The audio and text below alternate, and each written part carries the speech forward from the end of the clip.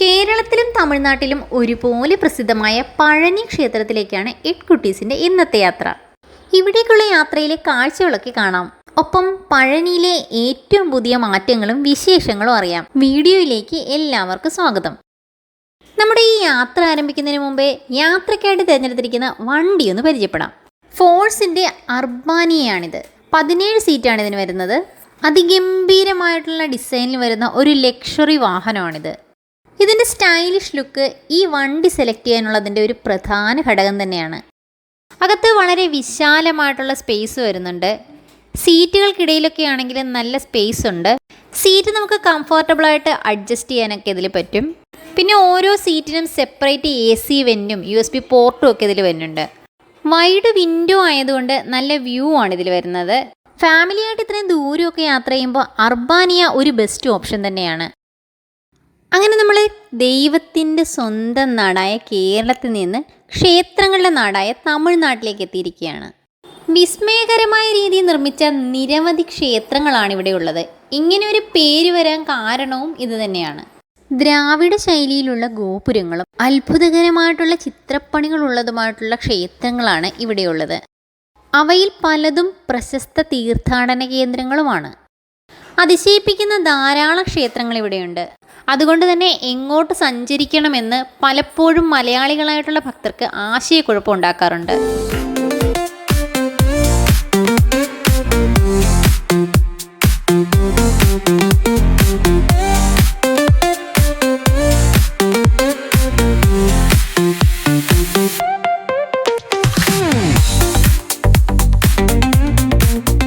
തമിഴ്നാട്ടിലൂടെ യാത്ര ചെയ്താൽ നമ്മൾ ഏറ്റവും കൂടുതൽ കാണുന്നത് വിൻമില്ലുകളാണ്. തമിഴ്നാട് ഗവൺമെൻറ്റിൻ്റെ ഇലക്ട്രിസിറ്റി ഉൽപ്പാദനത്തിൻ്റെ ഒരു മെയിൻ സോഴ്സ് തന്നെയാണിത്. ഇങ്ങനെ കോടിക്കണക്കിന് വിൻമില്ലുകൾ ഇവിടെ ഉണ്ട്. കേരളത്തിൽ നമ്മളങ്ങനെ അധികം കാണാത്തൊരു കാഴ്ചയായതുകൊണ്ട് ഈ കാഴ്ചകളൊക്കെ നമ്മൾ ശരിക്കും ആസ്വദിക്കും. ദൂരെ നിന്ന് കാണുമ്പോൾ ഇത് വളരെ ചെറുതായിട്ട് തോന്നുമെങ്കിലും അടുത്തേക്ക് വരുന്തോറും അതിൻ്റെ ആ ഒരു വലിപ്പത്തിൻ്റെ ഭീകരത നമുക്ക് ശരിക്കും മനസ്സിലാവും.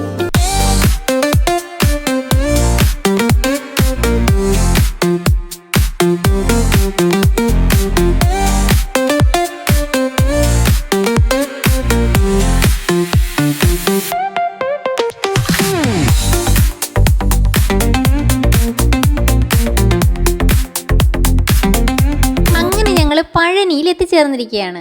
ഇവിടെ ഇപ്പോൾ പൊതുവെ നല്ല തിരക്കുള്ള ഒരു സമയമാണ്. മലയുടെ അടിവാരത്തിൽ ഇപ്പോൾ പുതിയ ഫെസിലിറ്റീസ് ഒക്കെ വന്നിട്ടുണ്ട്. ഇവിടെ അടിവാരത്തിൽ ധാരാളം ഇലക്ട്രിക് വണ്ടികളൊക്കെ ഉണ്ട്. ഫ്രീ ബസ്സുകളാണ് ഇപ്പോൾ ഈ കാണുന്നതെല്ലാം. മലയുടെ താഴെ മുഴുവനും നമുക്ക് ഈ വണ്ടിയിൽ കയറി പോകാനായിട്ട് പറ്റും. മറ്റു വണ്ടികൾക്ക് ഇതുവഴി കടന്നു പോകാനായിട്ട് പ്രവേശനമൊന്നുമില്ല. ട്രെയിൻ സ്റ്റേഷനിലേക്കും റോപ്പ് കാർ സ്റ്റേഷനിലേക്കും ഒക്കെ ഈ ഫ്രീ ബസ് ഉപയോഗിച്ച് എളുപ്പം എത്തിച്ചേരാനായിട്ട് സാധിക്കും. ഇതാണ് വിഞ്ച് ട്രെയിൻ സ്റ്റേഷൻ. നല്ല ഒരു ക്യൂ തന്നെ ഇവിടെയുണ്ട്.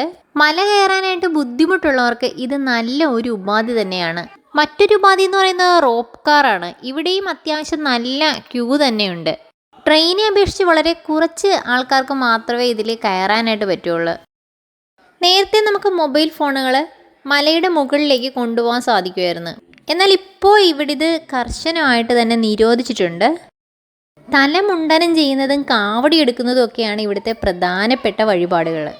സുബ്രഹ്മണ്യ സ്വാമി പഴനിയിൽ നിന്ന് പടിഞ്ഞാറ് ദർശനമായിട്ടാണ് നിൽക്കുന്നത്, അതായത് കേരളത്തിന് അഭിമുഖമായിട്ട്. അതിനാൽ കേരളത്തിൻ്റെ അനുഗ്രഹദാതാവാണ് മുരുകൻ എന്ന് കേരളീയരായ ഭക്തർ വിശ്വസിക്കുന്നുണ്ട്. പഴനിയിൽ വന്നാലും മറ്റൊരാശങ്ക ഇവിടുത്തെ താമസമാണ്. മലയിലേക്ക് കയറാൻ ദൂരം കുറഞ്ഞ നല്ല അടിപൊളി ഒരു ഹോട്ടലാണ് ഈ പ്രാവശ്യം ഞങ്ങൾ സെലക്ട് ചെയ്തിരിക്കുന്നത്. പഴനിയിലെ ആ ഹോട്ടലും ഹോട്ടലിലെ വിശേഷങ്ങളും താമസവും ഒക്കെ കാണാം നമ്മുടെ നെക്സ്റ്റ് വീഡിയോയിലൂടെ.